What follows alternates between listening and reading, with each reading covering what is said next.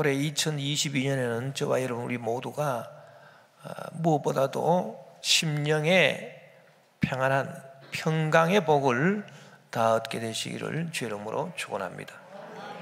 평강의 복이라고 하는 것은 하나님이 우리에게 주시고자 하는 최종 목적이 되고, 그리고 또 모든 축복이 시작되는 출발점이 바로 평강인 것입니다.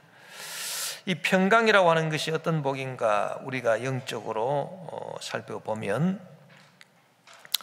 우선 마귀의 모든 역사는 우리 마음의 평강을 뺏는데 그 목적이 있다라고 할 수 있습니다.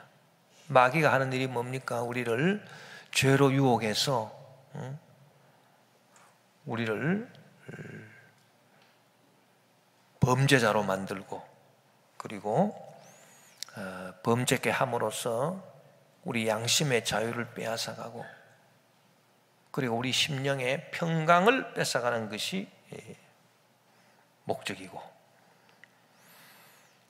또 우리에게 질병을 가져다 주어서 우리에게 건강을 뺏어가는데, 우리에게 건강을 뺏어가는 게 목적이 아니고 우리가 건강을 빼앗김으로 말미암아 우리 심령의 평강을 잃어버리게 하는 것, 그것이 마귀가 꾀하는 목적이고, 또 우리에게 저주의 문제를 갖다 주고 축복을 뺏어가는데, 축복을 뺏어가는 것이 목적이 아니고 우리가 축복을 빼앗기고 저주의 문제가 가득함으로 마음의 평강을 잃어버리게 되는 것, 그것이 마귀가 꾀하는 목적이고, 또 급기야는 우리를 지옥의 멸망으로 떨어뜨리는데, 여러분, 지옥에 떨어뜨리는 것이 마귀의 목적이 아니고, 우리가 지옥에 떨어져서 우리가 지옥에서 마음의 평강을 우리가 누린다면 왜 우리가 지옥에 떨어지게끔 마귀가 그렇게 하겠습니까? 그래서 마귀의 목적은 우리가 지옥에 떨어지게 함으로써 지옥에서 우리 마음의 평강을 빼앗아가는 것, 그것이 목적이고, 그래서 마귀가 하는 모든 일은 우리를 죄로 유혹해서 죄짓게 하고, 또 우리에게 건강을 뺏고 질병을 갖다 주고 저주의 문제를 가져다 주고 급기야는 지옥에 떨어뜨리는 것인데, 그것들 자체가 목적이 아니고 그런 것들을 통해서 우리 마음의 평강을 빼앗아가는 것, 그것이 바로 마귀의 목적이다, 그렇게 우리가 볼 수가 있습니다. 그 반대로 하나님께서 우리에게 주시는 모든 일의 결과, 목적은 뭐냐? 그것은 우리에게 평강을 주시기 위함이다. 우리의 죄를 용서해 주셔서 우리에게 평강을 주시고, 우리의 병을 고쳐주셔서 우리에게 평강을 주시고, 우리 문제를 해결해 주심으로 우리에게 평강을 주시고, 우리를 영생천국으로 인도하셔서 그곳에서 영원한 평강을 누리게 하시고, 그것이 하나님이 하시는 일의 목적이다, 이렇게 볼 수 있는 것입니다. 우리가 성경에 보면은 바울이 여러 교회에 편지들을 하고 있는데, 이 바울이 쓴 편지들 마지막 장을 살펴보면 다 평강의 하나님에 대해서 말하고 있습니다. 특별히 그 로마 교회 교인들에게 바울이 편지한 것을 보면, 그 로마서 16장이 마지막 장인데, 그 로마서 16장 20절에 보니 평강의 하나님께서 속히 사탄을 너희 발 아래에서 상하게 하시리라, 우리 주 예수의 은혜가 너에게 있을지어다, 그렇게 편지를 했습니다. 평강의 하나님에 대해서 결론을 내리고 있다. 고린도 교회 성도들에게도 편지를 했는데, 고린도 전서가 있고 고린도 후서가 있어요. 고린도 후서 13장이 마지막 장인데, 고린도 후서 13장 11절에 마지막으로 말하노니 형제들아 기뻐하라, 온전하게 되며 위로를 받으며 마음을 같이하며 평안할지어다. 또 사랑과 평강의 하나님이 너희와 함께 계시리라. 거룩하게 입맞춤으로 서로 문안하라, 그렇게 편지를 했어요. 데살로니가 교회 교인들한테도 편지할 때도 데살로니가 전서가 있고 데살로니가 후서가 있는데, 데살로니가 후서 마지막 장이 3장인데 데살로니가 후서 3장 16절에 보니 평강의 주께서 친히 때마다 일마다 너희에게 평강을 주시고 주께서 너희 모든 사람과 함께 하시기를 원하노라, 그렇게 말씀을 했습니다. 그래서 마귀가 하는 모든 일들의 그 최종 목적은 우리한테 평강을 뺏어가는 일이고, 하나님이 하시는 일의 최종 목적은 우리에게 평강을 주시는 것이고, 할렐루야. 우리가 주일날 교회 나오는 것도 평강을 얻기 위함이에요. 이 분주한 세상에서 살아가면서 코로나로 힘들고 어렵고 여러 가지 먹고 사는 일로 분주하고 바쁘지만, 그러나 만사를 제껴놓고 우리가 주일을 손꼽아 기다리면서 주일이 되어서 우리가 주님 앞에 나와서 예배드리고 주님의 은혜로 주시는 말씀을 듣고 우리가 기도를 하면 세상이 주지 않는 평강이, 마귀가 뺏어간 평강이, 죄로 말미암아 뺏기고 문제로 말미암아 뺏기고 질병으로 말미암아 뺏기고 여러 가지 두려움 불안으로 말미암아 뺏겨진 그 평강이 다시 우리에게 주어지기 때문에 우리가 이 평강의 복을 얻기 위해서 주일날도 이렇게 교회에 나와서 하나님께 예배를 드리는 것입니다. 평강이 최고 축복인 것입니다. 하나님이 우리에게 주시는 영생 천국도, 우리가 천국에 가면 평강이 있으니까 우리가 천국에 가는 거지. 천국에 가서 마음이 불안하면 왜 우리가 천국에 가겠습니까? 로마서 14장 17절에 보니 하나님의 나라는 먹는 것과 마시는 것이 아니요 오직 성령 안에 있는 의와 평강과 희락이라, 그렇게 말씀했어요. 네, 그래서 평강은 하나님께서 우리에게 주시는 모든 축복의 최종 목적이다, 그렇게 말할 수가 있습니다. 그리고 이 평강은 또 모든 축복의 출발점이에요. 우리 심령이 평강하게 되면 희한하게도 우리 마음속에 지혜가 주어지고 문제를 해결할 수 있는 또 역사가 나타나고, 마음이 평강하면 다 생활의 문제도 술술 해결이 되고 앞날이 잘 풀리게 되고, 또 마음의 심령의 평강이 임하면 몸도 컨디션이 좋아지고 마음이 기쁘니까 몸도 건강해지고 병도 낫고, 할렐루야. 그래서 이 평강은 평강으로 끝나는 게 아니에요. 평강이 또 평강을 불러일으켜요. 그래서 오늘 말씀에도 평강하고 평강하도록 지켜주신다, 이 말이 무슨 말이냐 하니, 우리 심령의 평강이 임하면 그 다음에는 생활의 문제도 해결되니까 또 평강이 임하고, 병도 고침받으니까 또 평강이 임하고, 영생 천국을 누리게 되니 또 평강이 임하고, 그렇게 해서 평강은 또한 모든 축복의 출발점이다. 평강은 평강으로 끝나는 게 아니라 평강은 평강을 자꾸 불러일으키는 겁니다. 우리가 2022년도에는 이런 평강의 복을 저와 여러분이 무엇보다도 다 누리게 되시기를 주의 이름으로 축원합니다. 그러면 어떤 사람이 이런 평강하도록 평강하는, 평강하고 평강하도록 지켜주시는 그런 복을 받겠는가? 오늘 본문 이사야 26장 3절 4절에 보니 주께서 심지가 견고한 자를 평강하고 평강하도록 지키시리니 이는 그가 주를 신뢰함이니이다. 너희는 야훼를 영원히 신뢰하라. 주 야훼는 영원한 반석이시미로다. 그렇게 말씀했어요. 이 본문을 우리가 잘 해석해야 되는데, 우리가 얼핏 잘못 해석하면, 내 심지가 견고하면 하나님이 내 마음에 평강하고 평강하도록 지켜주시는구나. 그래서 심지가 견고한 게 뭐냐? 마음이 한결같은 것인데 변하지 않고 한결같은 것인데, 내가 심지가 견고해서 내 마음이 한결같아서 내 스스로의 신념이나 사상이나 인생 철학이나 그런 거를 내가 지조 있게 굳게 지키고 내 심지가 견고하게 내 마음이 한결같이 그러한 것들을 굳게 지키고 나가면 하나님께서 나에게 평강하고 평강하도록 지켜주시는 것이 아니겠는가. 그렇게 우리가 잘못 해석할 수 있어요.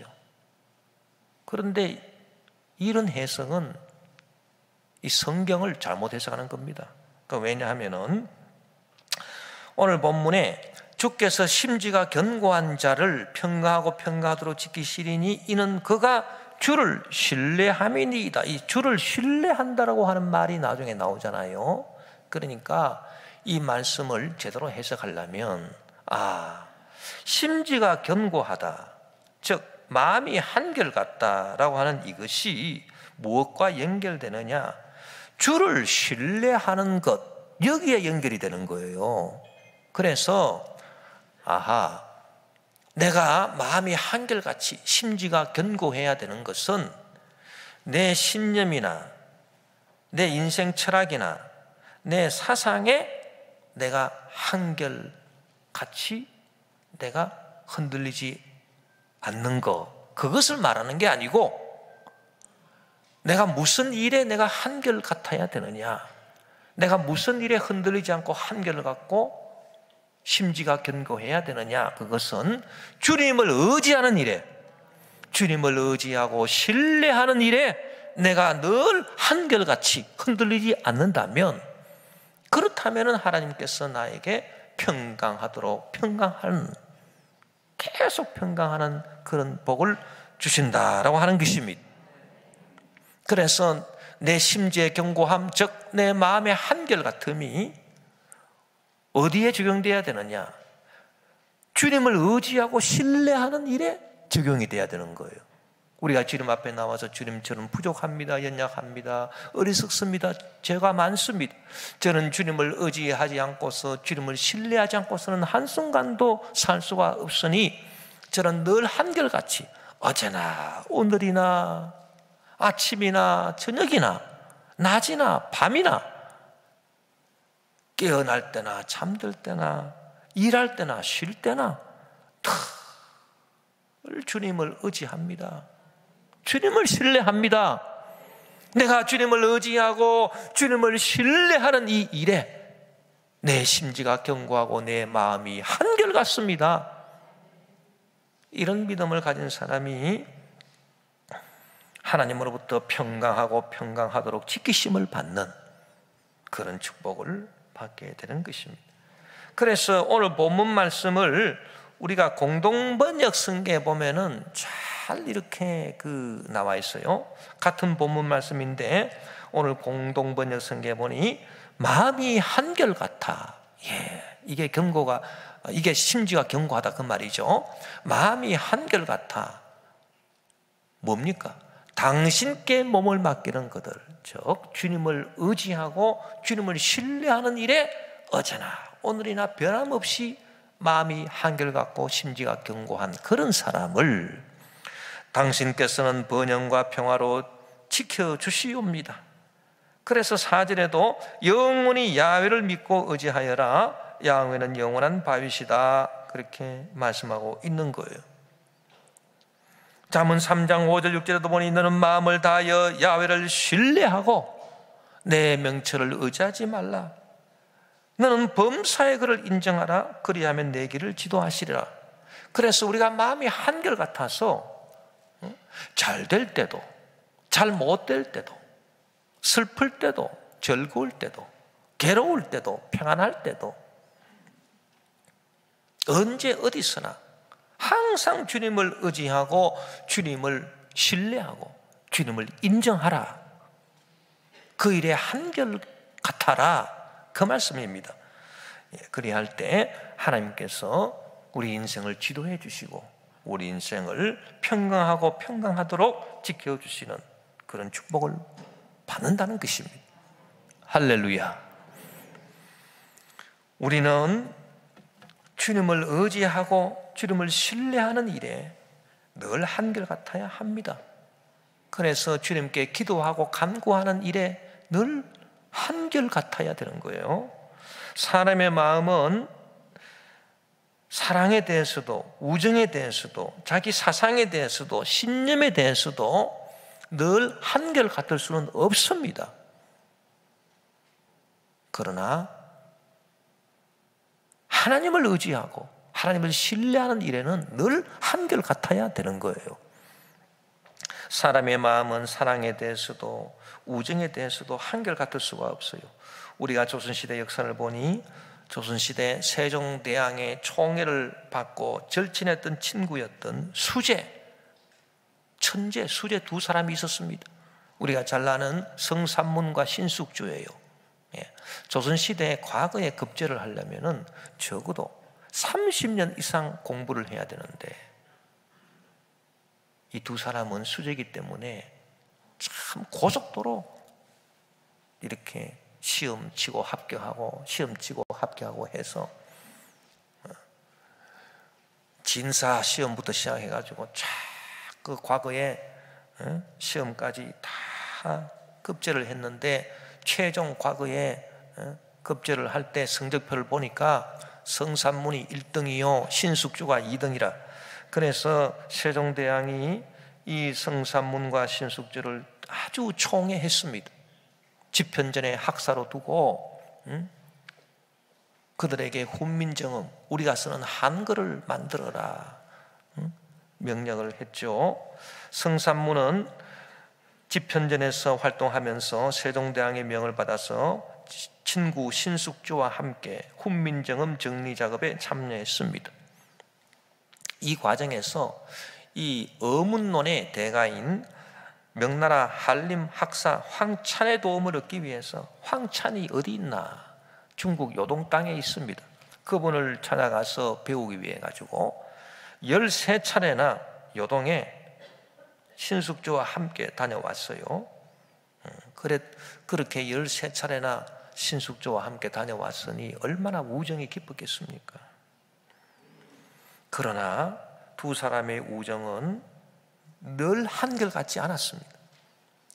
신숙주는 평소에 생각하기를 현실이 중요한 것이고 남는 것은 인간이 성취해 놓은 업적이다 그렇게 생각했고, 성삼문은 현실이 중요한 게 아니라 이상이 중요한 거고 대의명분이 끝까지 남는 거다 그렇게 생각을 했어요.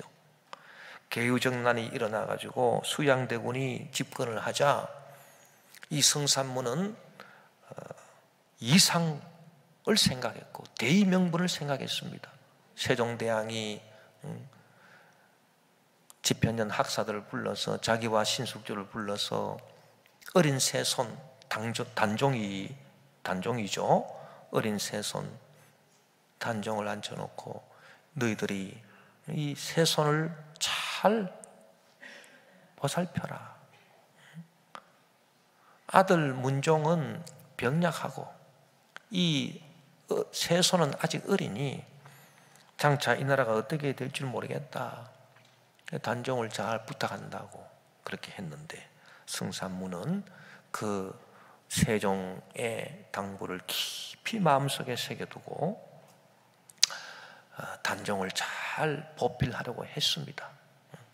개유정난이 일어나서 수양대군이 집권을 했을 때 성삼문은 부득이 자기 마음에 내키지 않지만은 공신이 됐어요.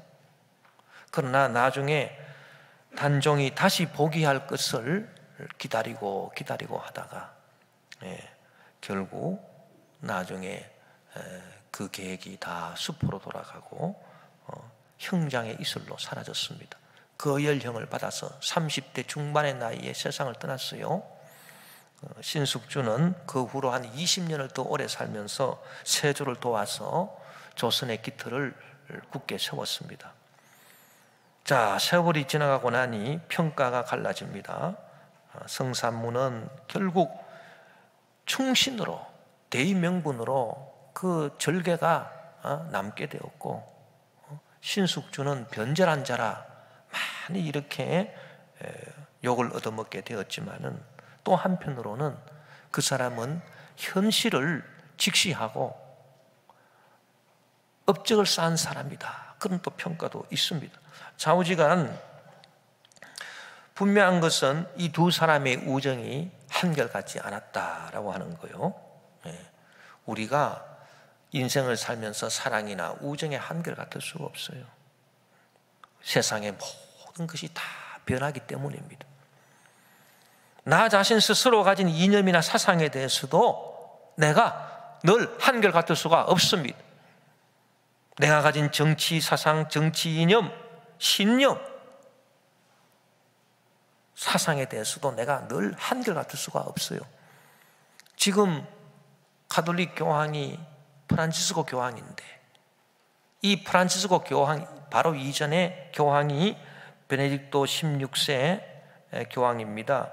요세프 라칭거 추기경으로 있다가 교황이 되신 분이죠. 이분이 원래 굉장한 진보주의자였습니다. 가톨릭 안에서 굉장히 진보주의 신학자였어요.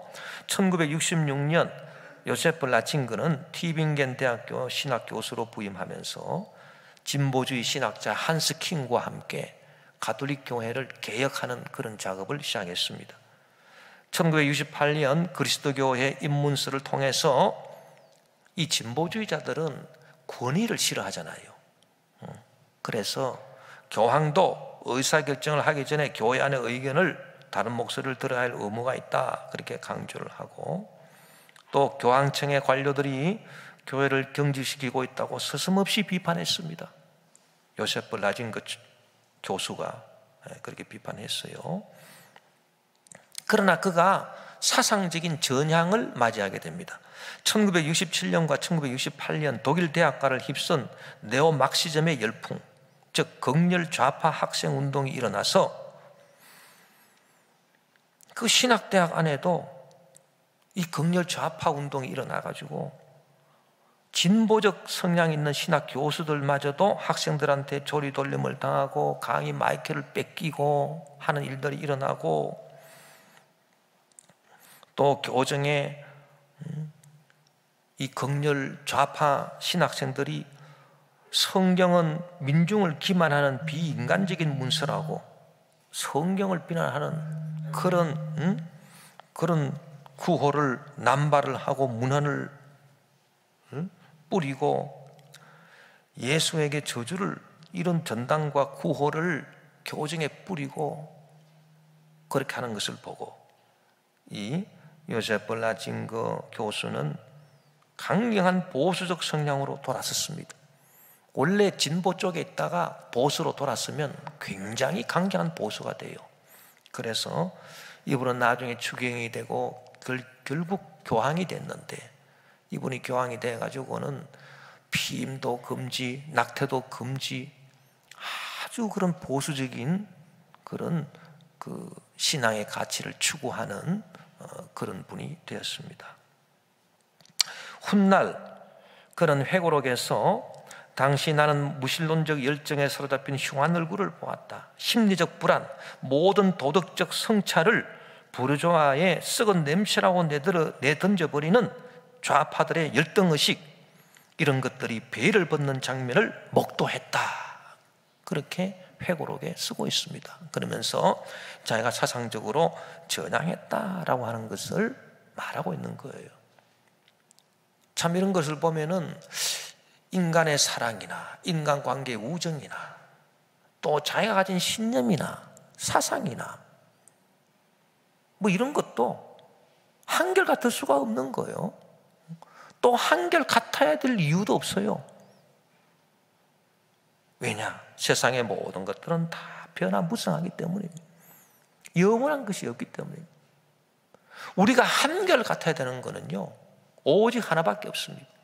하나님을 의지하고 하나님을 신뢰하고, 주님 저는 부족합니다, 저는 연약합니다, 저를 붙잡아 주시고 저를 늘 지켜주십시오. 그래서 어려운 일 당할 때 나의 믿음 적으나 의지하는 내 주를 더욱 의지합니다. 세월 지나갈수록 의지할 것뿐일세. 무슨 일을 당해도 예수 의지합니다. 세월 지나갈수록 의지할 것뿐일세. 무슨 일을 만나도 예수 의지합니다. 우리는 주님을 의지하는 일에 한결같아야 되는 거예요. 네. 자기의 신념이나 사상을 고집스럽게 붙잡는 일에 한결같을 필요가 없고 아무 의미가 없어요. 그러나 영원한 진리의 말씀인 이 하나님의 말씀,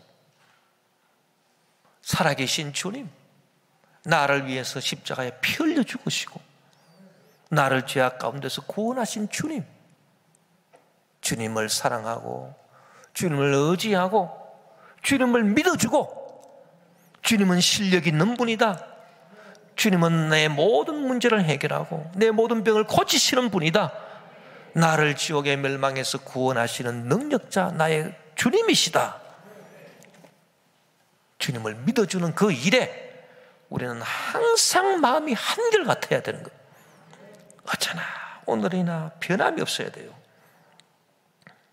자, 우리가 이처럼 항상 주님을 의지하고 신뢰하는 일에 한결같아야 되는데 우리가 왜 주님을 의지하고 신뢰해야 되느냐? 그 근본적인 이유가 하나 있습니다. 그게 뭐냐 하면요, 이 사람의 마음속에 변치 않는 두 가지 소원이 있다는 것입니다. 그런데 이 두 가지 소원이 서로 싸운다는 겁니다. 불행하게도. 그래서 우리가 주님의 도우심을 받지 아니하면 이 두 가지 소원이 내 마음속에서 싸우는 것을 해결을 할 수가 없고, 이 갈등이 마음속에서 싸우니까 우리가 평강할 수가 없고 우리가 아무것도 못하겠더라 그 말입니다. 그래서 우리가 주님을 의지해야지만 내 마음속에 두 가지 소원이 서로 싸우는 것을 해결할 수 있는데, 그럼 그 두 가지 소원이 뭐냐? 한 가지는 하나님의 형상으로 지음받은 우리이기 때문에 하나님의 영광을 위해 살겠다라고 하는 소원입니다. 여러분, 이 소원이 모든 사람들 마음속에, 양심 속에 살아 있습니다. 비록 죄악에 가려져 있고 눌려 있다 하더라도 숨어 있는 거지 없어진 게 아니에요. 이 소원이 우리 영혼 속 깊은 곳에 있어요. 왜? 우리는 하나님의 형상과 모양으로 지음받았기 때문이에요. 짐승들은 아무리 영리해도 하나님의 영광을 위해 살겠다는 소원은 없습니다. 왜? 하나님의 형상과 모양대로 지음을 받지 않았기 때문에. 여러분, 반려견을 좋아하시죠? 반려견을 아주 사랑하시죠? 저도 반려견을 참 좋아하는데, 그런데 아무리 우리가 반려견을 좋아하고 사랑하고 이렇게 해도 한계가 있죠. 무슨 한계일까요? 우리 사람은 하나님의 형상과 모양으로 지음받았기 때문에 내 양심 속에 내가 하나님의 영광을 위해 살아야지, 하나님이 나한테 주신 양심대로 살아야지, 내가 양심을 어기고 죄를 범하면 안 되지, 내가 주님의 뜻대로 살아서 주님께 영광을 돌리며 행복한 삶을 사는 거고, 그래야 내가 잘 되는 것이고, 이 땅에서도 잘 되고 천국에서도 잘 되는 거예요. 천국에서도 상급을 받는 것이고. 그래서 어찌하든지 내가 주님의 뜻대로 살기를 소원합니다. 그런 소원이 우리 속에 있다는 겁니다. 창세기 1장 26절 보니까 하나님이 이르시되 우리의 형상을 따라 우리의 모양대로 우리가 사람을 만들고 그들로 바다의 물고기와 하늘의 새와 가축과 온 땅과 땅에 기는 모든 것을 다스리게 하자 하시고, 그래서 우리 사람만이 하나님의 형상과 모양으로 지음을 받았어요. 우리는 그렇게 지음을 받았습니다. 그렇게 되어 먹었습니다. 우리는 하나님의 형상을 이루도록, 그렇게 살도록 우리는 돼 있어요. 그게 소원이에요. 우리 속에 있는 하나의 소원이에요. 그런데 이 소원만 있으면 얼마나 좋겠습니까? 마음속에 갈등이 없겠죠. 그런데 마음속에 또 다른 하나의 소원이 있는데 그게 뭐냐 하니까, 아담 하와가 하나님을 거역하고 반역하고 선악과를 따서 먹고 난 다음에 그 죄가 원죄가 돼가지고 그 다음에 모든 후손들에게 다 전파가 됐는데, 여러분, 원죄를 갖고 태어난 첫 번째 인간이 누굽니까? 아담 하와의 장남인 가인입니다. 가인. 이 가인이 자기 아우 아벨과 함께 하나님께 제사를 드렸는데, 아벨은 어린 양의 그 피를 흘려가지고 번제로 하나님께 제사를 드렸고, 가인은 곡식의 단을 묶어서 하나님께 제사를 드렸는데, 하나님께서 가인 자신의 제사는 받지 아니하셨어요. 그래서 가인이 기분이 안 좋아가지고 낯이 붉어져서 화가 나갔을 때 하나님께서 가인에게 하신 말씀이 있습니다. 그 말씀이 무엇입니까? 창세기 4장 7절에 보니 내가 선을 행하면 어찌 낯을 들지 못하겠느냐? 선을 행치 아니하면 죄가 문에 엎드렸느니라. 죄의 소원은 내게 있으나 너는 죄를 다스릴지니라. 야, 이 말씀이 참 중요합니다. 여러분, 원죄를 갖고 태어났다고 하는 것은 뭐냐 하면은 죄를 짓고 싶어하는 소원을 갖고 태어났다, 그 말이에요. 다른 말로 하면 우리 마음속에 두 가지 소원이 있는데, 하나는 하나님이 주신 원래 하나님의 형상과 모양대로 지음을 받은 우리가 가진 하나님의 선한 양심, 우리 속에 그 선한 양심을 통해서 하나님의 법대로 살고자 하는 그런 소원이 있는가 하면, 그렇게 해서 하나님께 영광 돌리고 영원히 잘되고 범사에 행동하며 강건하고 생미로 때 풍성이 없고 금생과 내생의 축복을 받고자 하는 그런 참된 소원이죠. 이게 참 좋은 소원이죠. 이런 좋은 소원이 있는가 하면, 우리가 또 원죄를 갖고 태어났기 때문에 우리 마음속에 또 무슨 소원이 있느냐? 죄를 짓고 싶어하는 소원이 있는 거예요. 여러분, 우리가 죄 짓는 게요, 저 사람 우연히 죄를 지었지, 뭐 어떻게 하다 보니까 죄를 짓기 싫었는데 죄를 짓게 되었어. 이거는 그냥 세상법을 어기는 그런 수준이고요. 사실은 그렇지 않습니다. 우리 마음속에 무슨 소원이 있냐면 죄를 짓고 싶어하는 소원이 있습니다. 그게 타락하고 원죄를 갖고 태어난 인간이에요. 그래서 우리 스스로를 돌아보면 내 속에 그 소원이 있음을 발견하게 됩니다. 그래서 틈만 나면 죄를 지으려고 하는 겁니다. 틈만 나면 남을 욕하고 남을 미워하고, 내가 이래서는 안 되는데, 그러면서도 계속해서 남을 비난합니다. 왜? 죄를 짓고 싶어하는 소원이 있으니까. 그 소원 때문에 그래요. 소원 때문에. 그래서 교회 안에서도 보면은 교회 다닌다고 해서 사람이 달라집니까? 사람이 태어날 때 원죄를 갖고 태어난 거는 다 똑같아. 교회 안에서도 보면은 그냥 서로 물고 뜯고, 근데 이래서는 안 된다라고 하는 걸 자기가 알아요. 알면서도 그저 남을 헛뜯고 물고 뜯고 욕하고 그렇게 합니다. 왜 그러냐? 죄의 소원이 있어요. 소원. 죄의 소원을 이루려고. 틈만 나면 남의 거 훔치려고 그럽니다. 틈만 나면 남을 딛고 남은 완전히 죽이고 자기가 올라서려고 그럽니다. 틈만 나면 남을 살인하려고 그럽니다. 살인이 별겁니까?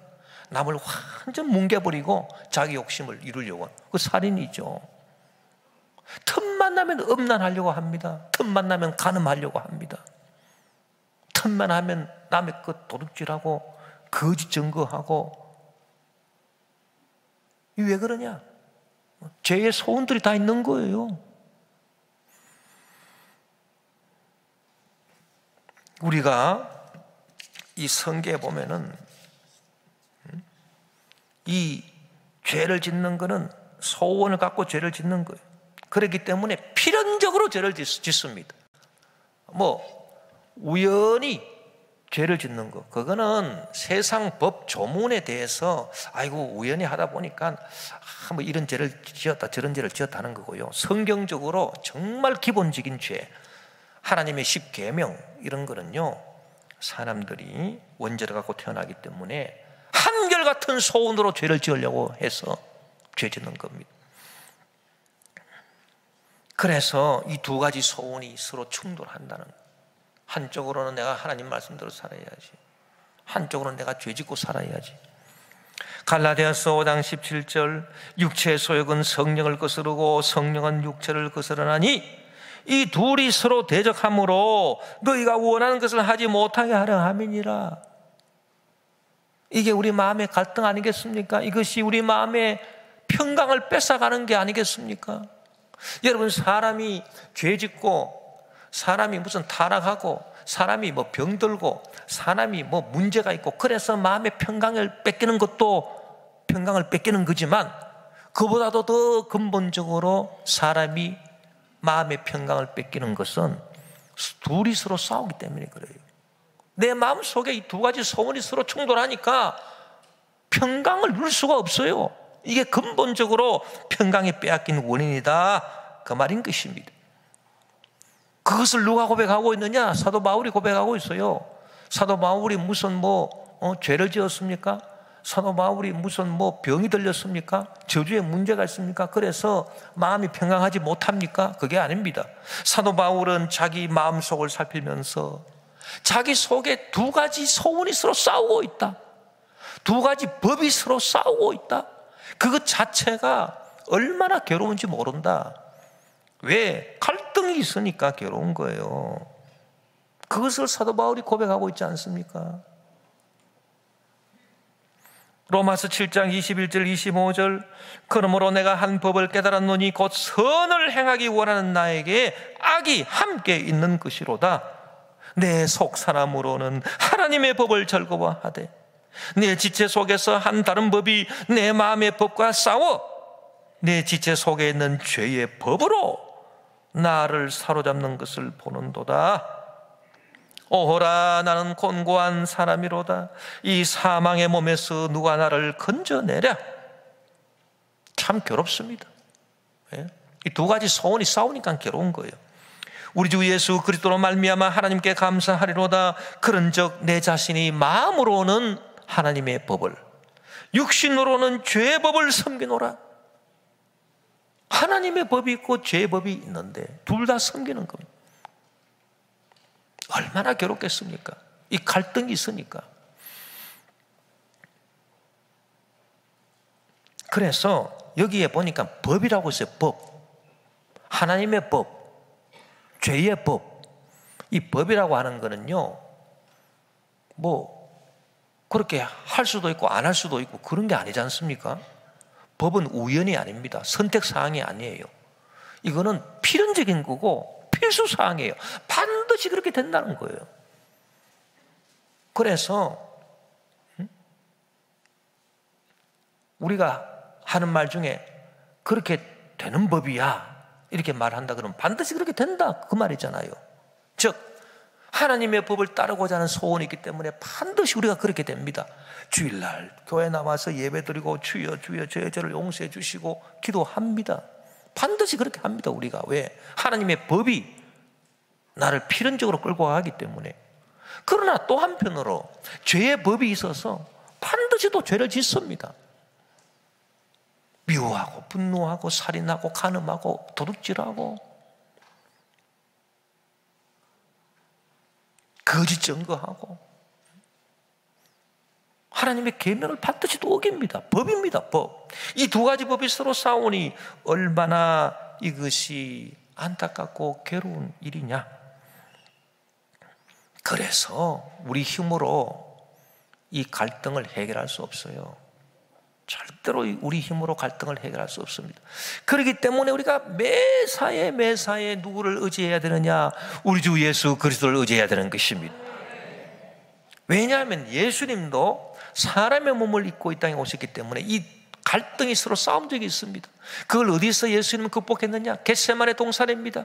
우리가 여러분 예수님 보면은 예수님이 십자가에 못 박혀 죽임 당하신 그것만 보지만은, 그러나 사실 그 이전에 예수님께서 겟세마네 동산에서 땀이 피가 되도록 기도하셨습니다.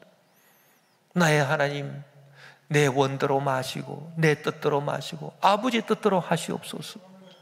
예수님도 사람으로 이 땅에 오셨기 때문에 그저 편하게 십자가 안 지고 그냥 살고 싶으신 소원이 있는 거예요. 육신의 소원이.